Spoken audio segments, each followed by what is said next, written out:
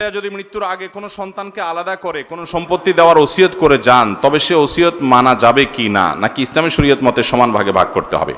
কোনো পিতা যদি জীবদ্দশা ওসিয়ত করে যান যে আমার অমুক ছেলেটাকে তোমরা ওই জমিটা দিয়ে দিবা, বাকিগুলা ভাগ করবা, অমুক মেয়েকে দিবা, বাকিগুলা ভাগ করবা, এরকম যদি ওসিয়ত করে যায় তাহলে সে ওসিয়ত গ্রহণযোগ্য হবে না।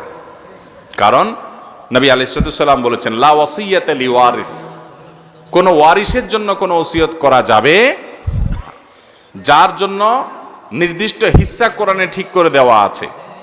ছেলে মেয়ে বাবা মার সম্পদে নির্দিষ্ট হিস্সা পাবে কি পাবে না, অতএব তাদের জন্য আর বাবা মা কি করতে পারবে না, ওসিয়ত করে যেতে পারবে।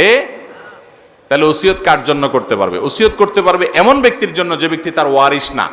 যেমন একজন অচেনা মানুষকে দিল, পালক পুত্র পালক মেয়ে থাকলে তাদেরকে দিল, নাতি নাতনি থাকলো, নাতি নাতনিরা ওয়ারিস না।